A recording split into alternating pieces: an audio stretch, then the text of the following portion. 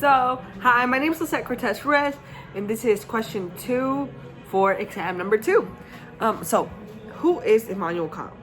He's a central figure in modern philosophy and is known for the Kantian deontology, which offers duty-based approach to morality. In this video, I will be analyzing his implications and address some of his most things that are against his Kantian deontology.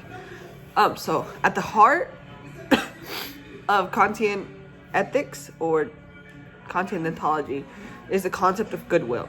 This, according to Kant, is the only thing that is absolute good, and its distinct attributes is courage, intelligence, and even happiness. So, which could potentially be used for ill purposes, but a goodwill, however, is what we will do what is right at the end of the day. We will perform a duty, whatever the consequences are. That's why the murder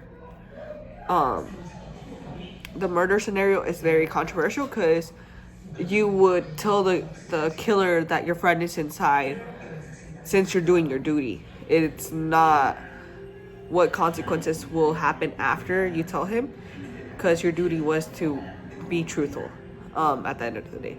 So, determining what is right in Kant's view is not contingent to the actions of the consequences, to the outcomes of the action, basically. So instead, it is the motive or intention behind that holds the moral value. So this means a perspective, and it's a stark imperative, technically, or stark departure from consequentialist theories, as it argues that morality of an action is determined based on its results.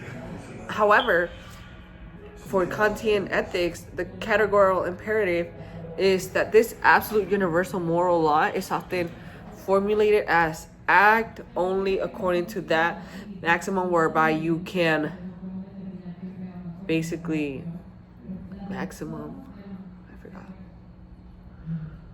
whereby you can sometime will that it should become a universal law.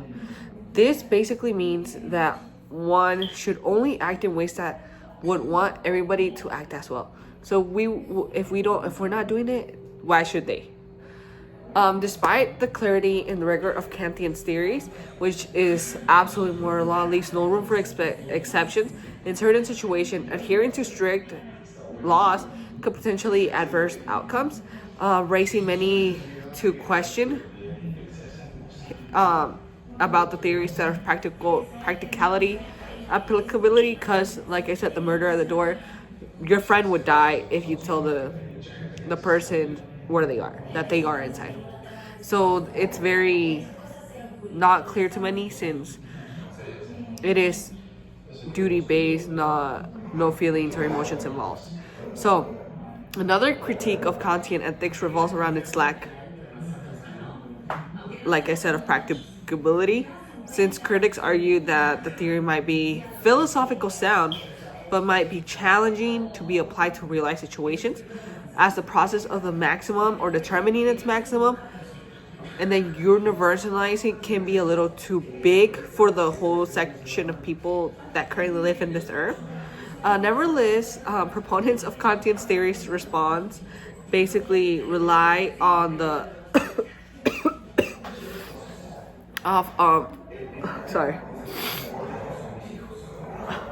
they perceive how rigorous this Kant's theories are, so influencing and changing the circumstances to be able to adapt to that certain situation.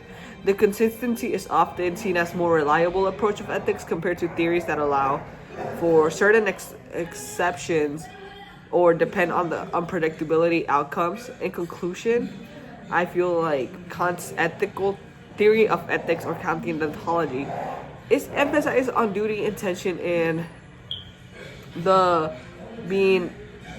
it's basically absolute moral laws, which provides a framework for moral philosophy. Despite its criticism, it offers very compelling points to stand on, which is the importance of goodwill and moral duty while making ethical decisions. So That's all. Thank you. This was question 2 for exam 2. And sorry if I sound so sick.